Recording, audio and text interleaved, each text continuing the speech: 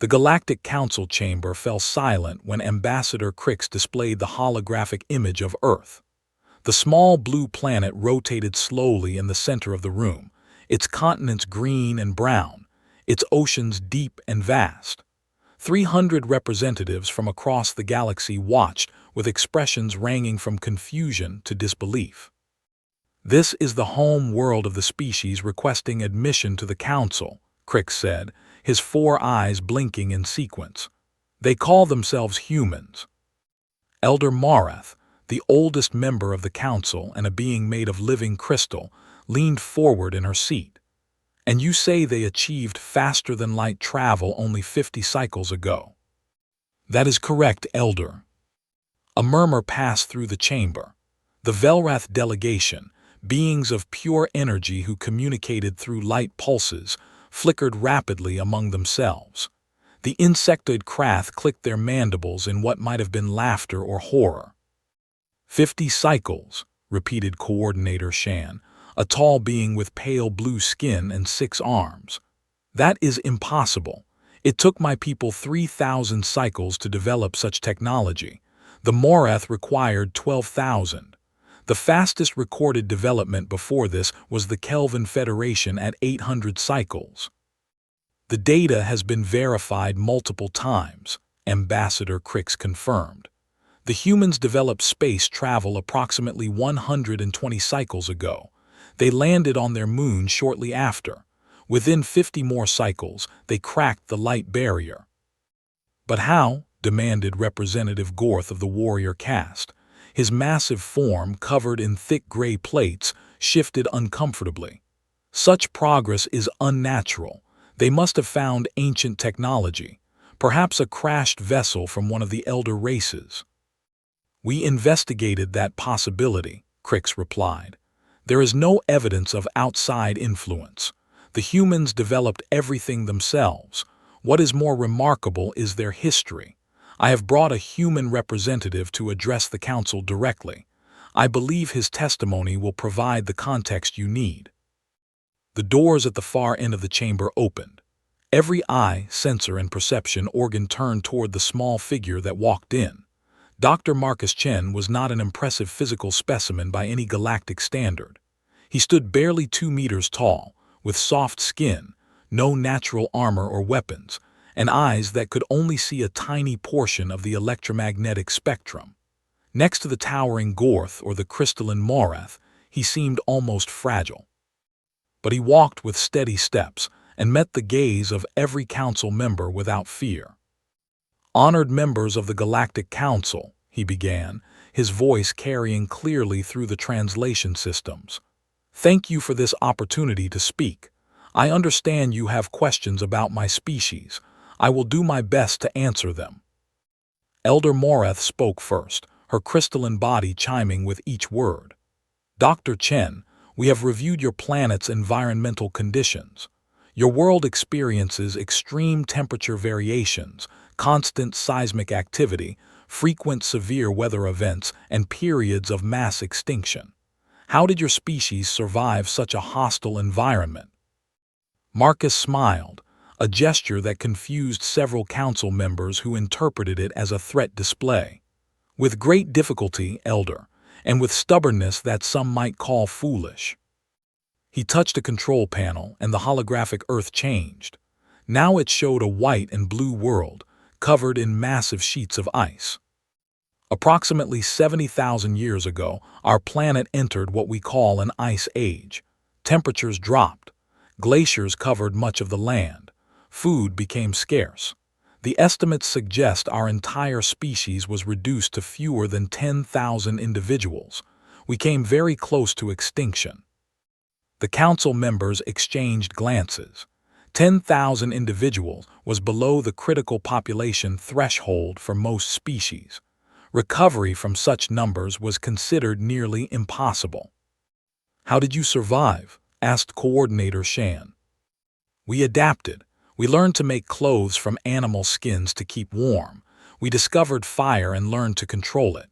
We built shelters against the cold. We developed new hunting techniques and new tools. Most importantly, we worked together. When one group found food, they shared with others. When one tribe developed a better tool, the knowledge spread. We survived because we refused to die alone. Representative Gorth made a sound of doubt. You speak of basic survival skills. All species develop such abilities. True, Marcus agreed. But we did not stop there. Let me show you what came next. The image changed again. Now it showed cities, great monuments, ships crossing oceans. After the ice retreated, we spread across our entire world. We built civilizations.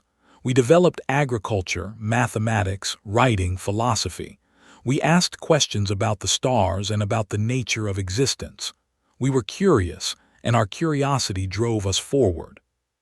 But your progress was not constant, observed Elder Morath. Our records indicate periods of technological and cultural regression. You are correct. Marcus's expression grew more serious. We have faced many challenges since the Ice Ages. Some were natural, some we created ourselves. The image shifted to show scenes that made several council members recoil. Disease spreading through cities, bodies piled in streets, empty villages, ships full of the sick and dying. 600 years ago, a plague swept across our largest continent. We call it the Black Death. It killed approximately 1/3 of the population. Entire cities were wiped out. Knowledge was lost. Trade routes collapsed. It seemed like the end of civilization. 1/3, Coordinator Shan's voice held disbelief. And your civilization continued. It did more than continue, Marcus said. The plague changed everything. With fewer workers, those who survived demanded better treatment. New ideas spread. Within a few generations, we entered what we call the Renaissance, a period of incredible artistic and scientific achievement. From the ashes of disaster, we built something better. The Velrath delegation pulsed with urgent light. Their translator spoke for them. This pattern is unprecedented. Most species would collapse after such losses. How do you explain this resilience? Marcus considered the question carefully. I believe it comes from our nature. We are not the strongest species on our planet. We are not the fastest or the largest. We do not have natural armor or venom or wings. What we have is the ability to learn, to adapt, and most importantly, to pass on what we learn to the next generation. Every disaster we face teaches us something, and we remember. He paused, looking around the chamber at the assembled representatives of 100 different species. When our ancestors huddled in caves during the Ice Ages, they painted pictures on the walls. They told stories. They made music. Even when survival was uncertain, they created art. They passed down knowledge and culture. They gave their children something to fight for beyond mere existence. Elder Morath's crystal body hummed thoughtfully. Continue, Dr. Chen. Tell us how you reach for the stars. Marcus nodded and advanced the holographic display. The image now showed a world at war, explosions and fire spreading across continents. Before I tell you how we reach the stars, I must tell you about our darkest moments. Approximately 80 years ago, our world fought a global war. Millions died. Cities were destroyed. And at the end of this war, we created a weapon capable of destroying everything. The display showed a mushroom cloud rising over a city. The council chamber fell utterly silent. We split the atom, Marcus explained. We released the energy that holds matter together. With this power, we could generate electricity for millions, or we could kill millions in an instant. We had become capable of ending our own species. Representative Gorth leaned forward. You created world-destroying weapons before you achieved space travel. This is madness. It was madness, Marcus agreed without hesitation. And yet we did not destroy ourselves. We came close many times. There were moments when the fate of our species rested on the decisions of individuals who chose not to launch the weapons. But we survived. And do you know what we did next? He changed the display again. Now it showed a rocket rising on a pillar of fire, breaking free from the planet's atmosphere. We used that same power to reach for space. The rockets that carried our first explorers beyond our atmosphere were descended from the weapons designed to destroy cities. We took the engines of our destruction and turned them into vehicles of exploration. The Velrath pulsed rapidly. You weaponized peace. We did the opposite, Marcus said with a slight smile. We took our weapons and found peaceful uses for them. This is another trait of our species. We are very good at repurposing things. The same internet that now connects billions of people for communication and education was originally designed for military use. The satellites that help farmers grow food were first launched to spy on enemies. We take what we have and find new ways to use it. Coordinator Shan's 6 arms moved in a complex gesture of contemplation. This is a strange philosophy. Most species develop technology for specific purposes and use it only for those purposes. We do that too, Marcus acknowledged, but we also ask, what else can this do? It is one of the first questions our children learn to ask. What else? What if? Why not? These questions drive us forward. Elder Morath's crystals caught the light as she shifted. Tell us about reaching your moon. Our records indicate this was a significant event in your development. The display changed to show grainy footage of 2 figures in bulky suits standing on a gray landscape, a blue planet visible in the black sky behind them. This happened approximately 56 years ago, Marcus said. 2 of our people stood on another world for the first time. They walked on the surface of our moon. They planted a flag and left footprints that will last for millions of years. And then they came home. What was the purpose? Asked a representative from a species Marcus did not recognize, a being that resembled a floating cloud of colored gas. Many purposes, Marcus replied. It was partly political, a competition between rival nations. It was partly scientific, to learn about our moon and test our technology. But I think the deepest purpose was simply to prove we could do it, to show ourselves that the stars were not beyond our reach. He paused, his voice growing quieter but somehow carrying further. We look up at the night sky and we wonder. We have always wondered.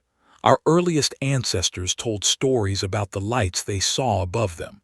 They imagined gods and monsters living among the stars. As we learned more, the gods and monsters faded, but the wonder remained. And the wondering turned into wanting. And the wanting turned into doing. Representative Gorth made a grumbling sound. Pretty words, but what practical value does such wondering provide? Everything, Marcus said simply. Every piece of technology your people use, every advancement your civilization has made, started with someone wondering. Wondering is the first step. Without it, there is no progress. He advanced the display again, showing spacecraft of increasing complexity, stations orbiting Earth, robotic explorers on distant planets. After the moon, we did not stop. We sent probes to every planet in our system. We built stations in orbit where people lived and worked in space for years at a time. We launched telescopes that could see to the edge of the observable universe. Every answer we found gave us new questions to ask. And then you cracked the light barrier, Elder Morath said, in record time. Yes, Marcus's voice held quiet pride. It took many failures, many setbacks. We lost people in the attempt, ships that never returned, experiments that went wrong, but each failure taught us something and we used those lessons to try again. A new voice spoke, belonging to a being Marcus had not noticed before. It was small, almost invisible, a creature of shadows and whispers. The Kelvin Federation took 800 cycles to achieve what you achieved in 50.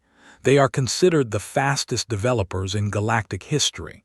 How do you explain the difference? Marcus thought carefully before answering. I am not familiar enough with Kelvin history to make a direct comparison, but I can tell you what I think made us faster. We do not wait for permission. We do not wait until we are ready. We try things before we fully understand them. Sometimes this leads to disaster. Often it leads to discoveries we never expected. This sounds reckless, observed Coordinator Shan. It is, Marcus admitted. We are a reckless species. We climb mountains that have killed hundreds before us.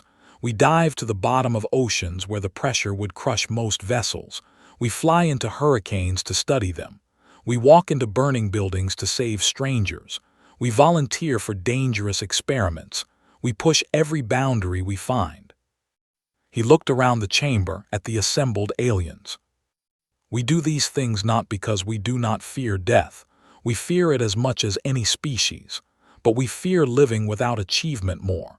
We fear dying without having tried. We would rather fail spectacularly than succeed at nothing. The shadow being spoke again. This philosophy must result in significant loss of life. It does, Marcus said quietly, and every loss is felt deeply. We mourn our dead. We remember their names. We build monuments to them and tell their stories, but we also honor them by continuing their work. The scientists who died in our early space program are not seen as victims. They are heroes. They died reaching for something greater than themselves. Elder Morath's crystal form caught the light, creating patterns that seemed almost like writing. You speak of death very differently than most species. For many of us, the loss of even one individual is a tragedy that halts progress. How do you move forward? We remember that they would want us to, Marcus said. And we remember that death is part of life. We have never found a way to escape it. Our individual lives are short by galactic standards. Perhaps that is why we are so driven. We know our time is limited, so we try to make the most of it. He paused, gathering his thoughts. There is a saying among my people. We are like candles, burning ourselves out to light the way for others. Each generation sacrifices so that the next can stand on their shoulders. We build on the work of those who came before, knowing that those who come after will build on ours. The council chamber remained silent for a long moment after Marcus finished speaking. The representatives from 100 different species processed his words in their own ways. Some communicated silently with their colleagues. Others sat in contemplation. Finally, Ambassador Crix spoke. Dr. Chen, perhaps you could explain what happened when your species first encountered evidence of alien life. Marcus nodded. Of course. This happened 12 years ago during one of our deep space probe's missions. The probe was designed to study distant stars and look for planets that might support life. It found something much more significant. The display changed to show a pattern of radio signals, regular pulses that repeated in complex sequences. We detected artificial signals from a star system approximately 40 light-years from Earth, mathematical sequences, prime numbers, patterns that could not be natural. For the first time in our history, we had proof that we were not alone in the universe. What was the reaction? Asked Elder Morath. Chaos, Marcus said with a slight laugh, and joy and fear all at once. Some people celebrated, others panicked. Religious groups debated what it meant for their beliefs. Scientists argued about what to do next. Politicians worried about security. It was perhaps the most significant moment in human history, and we had no plan for it. Coordinator Shan's 6 arms moved expressively. You had no protocols for first contact, no preparations. We had many, Marcus replied, written by scientists and dreamers and government committees. None of them matched the reality. How could they? We had been alone for so long, imagining what alien life might be like. When we finally found evidence of it, we realized how little our imaginations had prepared us. And yet you continued to reach outward, observed the shadow being. We did. The discovery accelerated our space program dramatically. Suddenly, the stars were not just points of light. They were places where people lived, places we might visit, places that might visit us. We poured resources into developing faster-than-light travel. We built ships capable of making the journey. And 10 years after that first signal, we launched our first interstellar mission. The display showed a massive spacecraft, unlike anything most council species had seen. It was not elegant or streamlined. It was bulky and practical, covered in equipment and sensors, clearly built by a species more concerned with function than form. "This is the Horizon," Marcus said, "our first faster-than-light vessel. It carried a crew of 50 volunteers to that star system, 40 light-years away. The journey took 3 months. When they arrived, they found the source of the signals." "What did they find?" Representative Gorth asked, his voice holding a note of genuine curiosity. "Ruins," Marcus said quietly. "A civilization that had died thousands of years ago. We never learned what killed them. Disease, perhaps, or war, or something else entirely. But they left behind their technology, their art, their records. And among those records was information about the Galactic Council." Elder Moreth's crystalline form hummed. "The Kethani. We lost contact with them 8,000 cycles ago. Many assumed they had simply chosen isolation."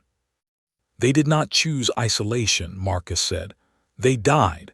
But before they died, they left a beacon, hoping that someday someone would find it, hoping that their knowledge would not be lost forever. We found it. And now we are here." A murmur passed through the council chamber. The fate of the Kethani had been a mystery for millennia. Now, this young species from a small blue planet had solved it. "The Kethani left detailed records of galactic civilization," Marcus continued. "Maps, historical archives, technical specifications. They gave us everything they knew. It was a gift from a dead people to anyone who might come after them.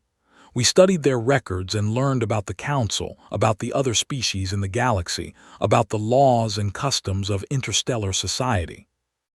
"Is that how you developed faster-than-light travel so quickly?" demanded a representative from a species that resembled large, intelligent plants. "You used Kethani technology." "No," Marcus said firmly. "We developed our own FTL drive before we found the Kethani. Their records helped us improve it, understand it better. But the initial breakthrough was ours. I want to be clear about this because I know some will doubt it." Ambassador Crick stepped forward. "I can confirm Dr. Chen's statement. Our investigation included a complete analysis of human technological development. The FTL drive they use is based on entirely different principles than Kethani technology. If anything, the human approach is more efficient." This produced another wave of murmurs throughout the chamber. "Tell us about your species now," Elder Moreth requested. "What have you become since reaching the stars?" Marcus changed the display again. Now it showed Earth, but different from before. Cities glittered across the night side of the planet. Orbital stations circled like jewels. Ships came and went, carrying people and goods to colonies throughout the solar system. "We have changed," he said. "And we have not changed. We still argue with each other. We still fight over resources and ideas and pride. We still make mistakes and learn from them, but we have also grown. We have colonized our moon, our neighboring planet, several moons of the outer worlds. We have built habitats in space where millions of people live and work." "You still fight among yourselves?" Coordinator Shan asked with evident concern. "After all you have achieved." "Not with weapons, usually," Marcus clarified. "We learned that lesson, but we still disagree, we still compete, we still have different ideas about how things should be done. I do not think this will ever change. Humans are not a species that agrees easily, but we have learned to channel our conflicts into less destructive outlets. Politics, commerce, sports, art." "You consider this a strength?" the Shadow Being asked. "I do," Marcus replied. "If we all thought the same way, we would stagnate. Our disagreements force us to examine our assumptions. Our competition drives us to improve. Our diversity gives us resilience. When one approach fails, another can succeed. When one group stumbles, another can help them up."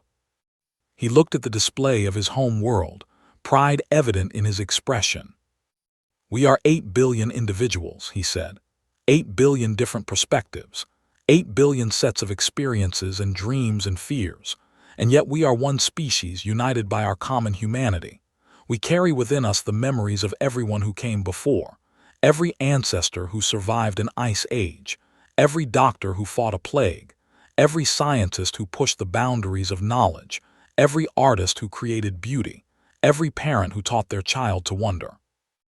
Elder Moreth's crystal body caught the light beautifully. "Dr. Chen, you speak of your species with great affection." "I do," he admitted. "We are not perfect. We have done terrible things to each other and to our world. We have made mistakes that nearly ended our civilization. But we have also done wonderful things. We have created art that moves people to tears. We have developed medicine that saves millions of lives. We have built machines that extend our senses across the universe. We have dreamed dreams and made them real." "And now you wish to join the galactic community," said Representative Gorth. "What do you hope to gain?" Marcus turned to face the warrior directly. What does any child hope to gain when they leave their home and go out into the world? Knowledge, experience, growth, connection. We have spent our entire history alone, not knowing if there was anyone else out there. Now we know there is. We want to learn from you. We want to share what we know. We want to be part of something larger than ourselves. Representative Gorth's plates shifted in a gesture that might have been skepticism. "And what do you offer in return? Your technology is primitive by galactic standards. Your species is young. Your world is small. What value does humanity bring to the Council?" The question hung in the air. Several council members leaned forward, curious to hear the answer. This was, after all, the crucial point. The Galactic Council did not accept new members out of charity. Every species had to demonstrate value. Marcus did not answer immediately. Instead, he walked to the center of the chamber, his footsteps echoing in the vast space. When he spoke, his voice was calm but carried a weight that silenced any remaining whispers. "You ask what humanity offers. Let me tell you a story." The display changed to show a devastating scene. A planet racked by volcanic eruptions, its atmosphere choked with ash, its surface cracking and burning. 3 years ago, we received a distress call. A species we had never encountered was facing extinction. Their world was dying, torn apart by geological forces beyond their control. They had ships, but not enough. They had technology, but not the kind that could save them. They had time, but only months. "The Veritani," Elder Moreth said softly, "we remember. They reached out to the Council for aid." "And what did the Council do?" Marcus asked, his voice still calm. The chamber fell silent. The answer was known to all.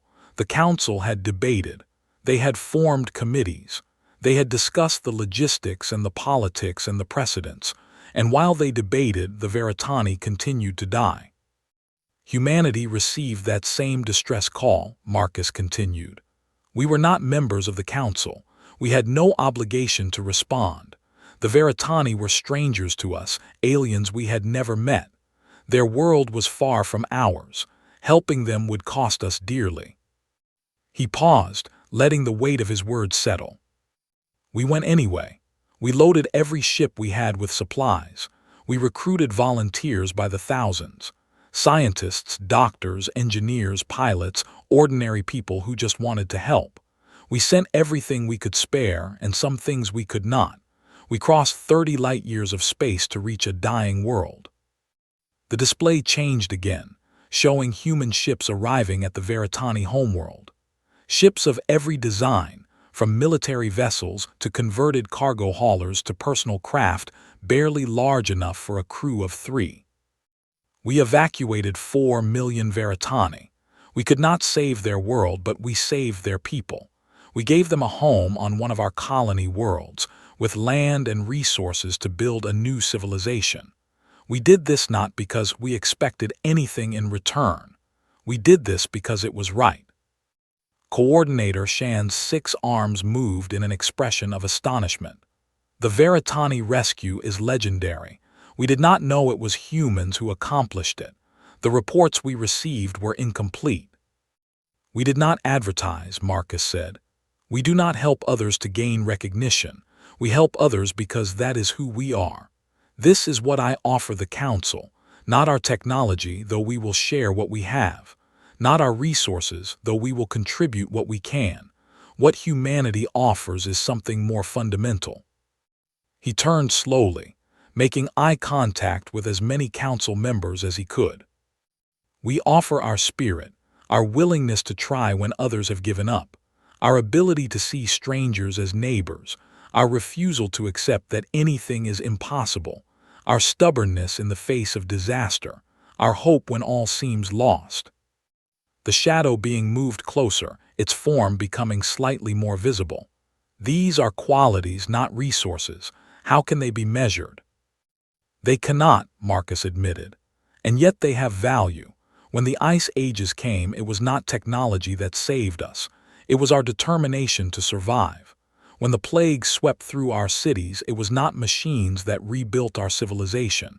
It was our hope for a better future. When we reached for the stars, it was not calculations that drove us. It was wonder. He pointed to the display, which now showed humans and Veritani working side by side, building homes, planting crops, laughing together. The Veritani have become our friends. We visit each other. We trade. We share stories and music and art. Two species that had never met before the disaster are now connected forever. This is what happens when you reach out instead of turning away. This is what humanity brings. Elder Moreth rose from her seat, her crystalline form catching the light and casting rainbows across the chamber. Dr. Chen, the council has heard many admission speeches over the millennia. Species have presented their technologies, their resources, their strategic value. You are the first to present your character.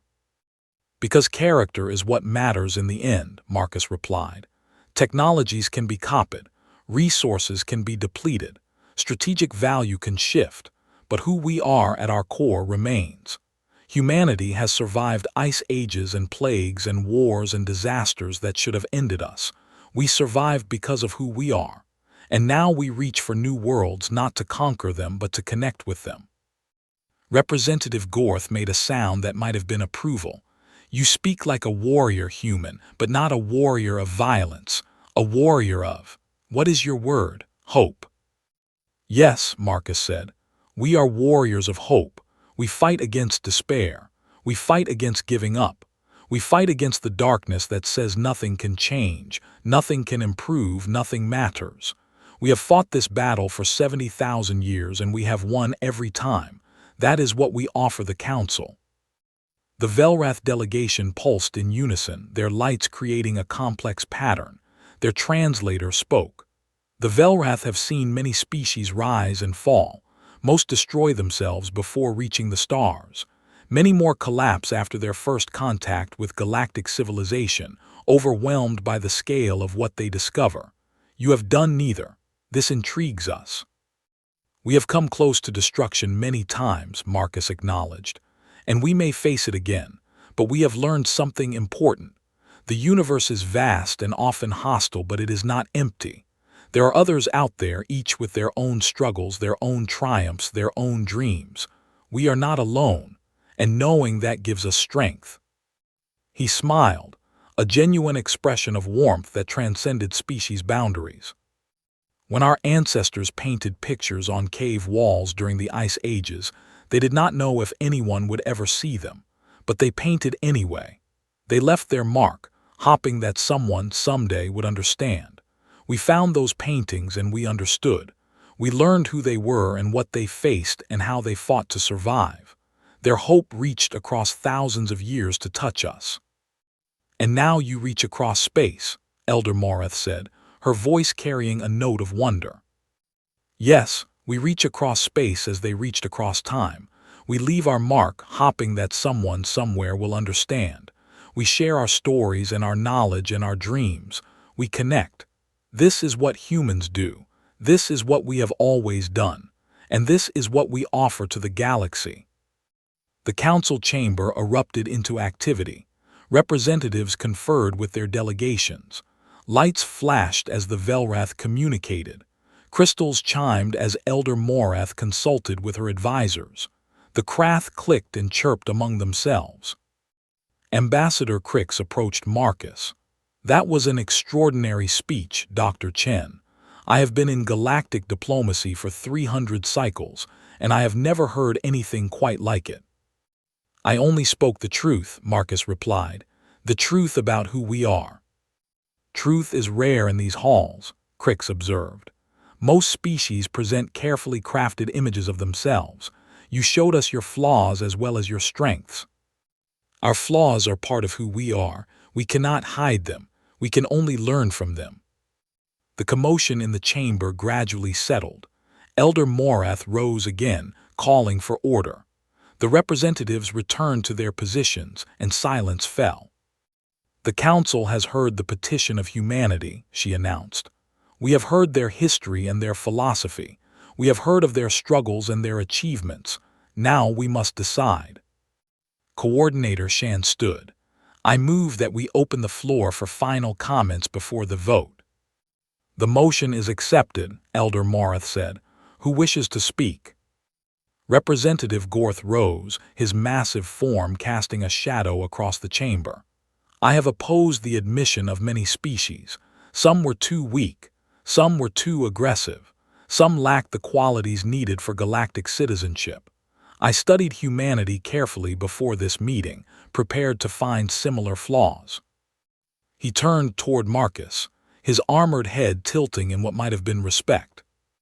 I found flaws, many of them, but I also found something unexpected. I found a species that acknowledges its flaws and works to overcome them. I found a species that has faced extinction multiple times and refused to surrender. I found a species that, when confronted with the power to destroy themselves, chose instead to reach for the stars. The warrior's voice grew stronger. The warrior caste values strength. We have always valued strength, but strength is not only measured in weapons and armor. The humans possess a different kind of strength. The strength to endure, the strength to hope, the strength to help others even at cost to themselves. This is true warrior spirit. I support their admission. A murmur of surprise rippled through the chamber. Representative Gorth was known for his opposition to new members. His support was significant. The Velrath delegation pulsed and their translator spoke. The Velrath have watched countless species across millions of years. We have seen civilizations rise and fall like waves on a shore. Most are forgotten within a few thousand cycles. A few leave lasting marks on the galaxy. We believe humanity may be among the latter. We support their admission. Coordinator Shan stood next. My people are administrators. We value order and process and careful planning. Humanity, as Dr. Chen has admitted, often acts without these things. They are impulsive. They are reckless. They do not always think before they act. He paused, and his 6 arms moved in a complex gesture. But I have also seen what happens when process becomes paralysis, when order prevents action, when careful planning delays help until it is too late. The Veritani would be extinct if we had waited for proper procedures. Humanity did not wait. They acted. Perhaps we need such a species among us, to remind us that sometimes acting imperfectly is better than not acting at all. I support their admission.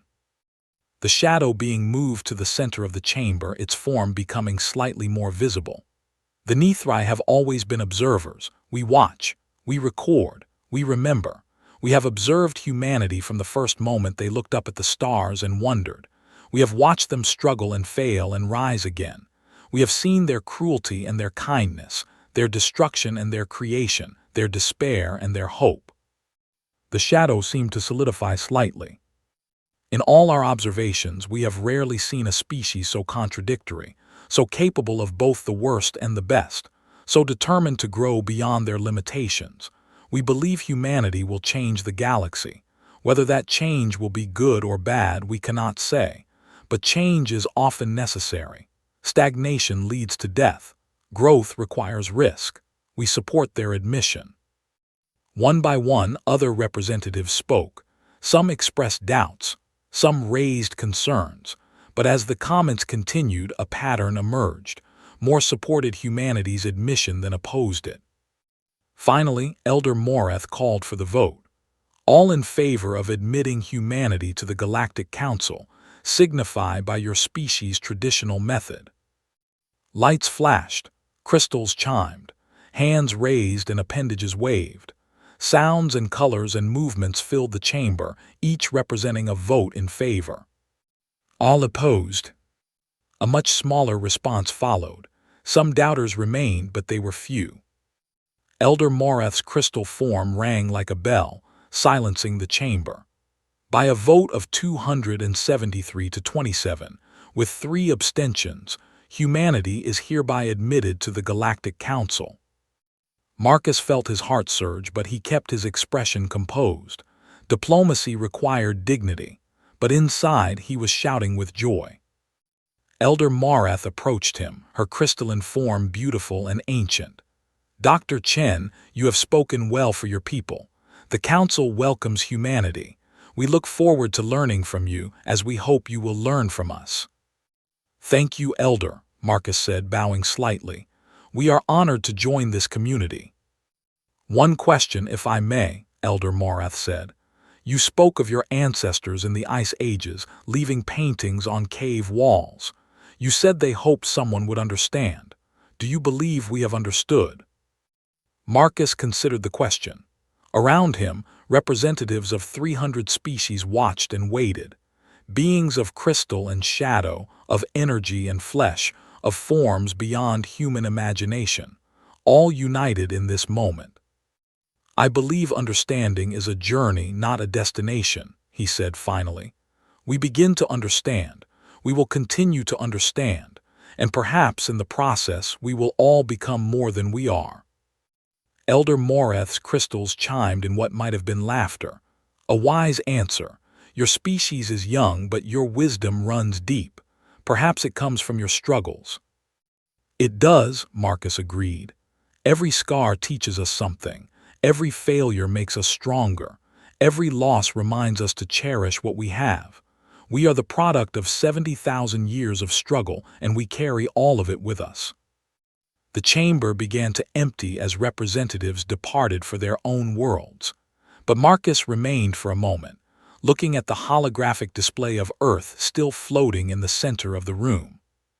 His home, a small blue planet circling an ordinary star, home to a species that had survived ice ages and plagues, wars and disasters, its own worst impulses and its darkest fears.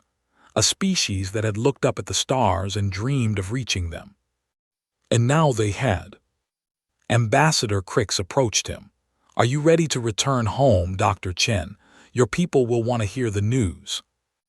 Marcus smiled. I am ready, but this is not an ending, Ambassador. It is a beginning. The real work starts now. What do you mean? Joining the council is just the first step. Now we must prove that we belong here. We must show that we can work with other species, learn from them, contribute to the galactic community. We must be the best version of ourselves. Crix's 4 eyes blinked in sequence. You do not rest, do you? Always looking to the next challenge. We cannot afford to rest, Marcus said. We are young, we have much to learn, and we are aware of how fragile our place here is. We must earn it every day.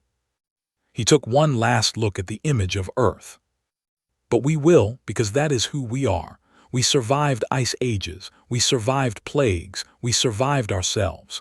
And now we reach for new worlds not as conquerors but as partners, as neighbors, as friends. He turned away from the display and walked toward the exit, toward the ship that would carry him home, toward a future full of possibilities. Behind him, the hologram of Earth continued to rotate slowly, a small blue marble in the vast darkness of space, a beacon of life and hope and stubborn, relentless determination. The journey of humanity was far from over. It was, in many ways, just beginning. But they would face whatever came with the same spirit that had carried them through 70,000 years of challenges. With hope, with determination, with the knowledge that they were stronger together than apart, and with the unshakable belief that no matter how dark the night, dawn would always come. Humanity had survived, humanity had grown, and now humanity reached for new worlds. This was their story, This was their triumph. And it was only the beginning.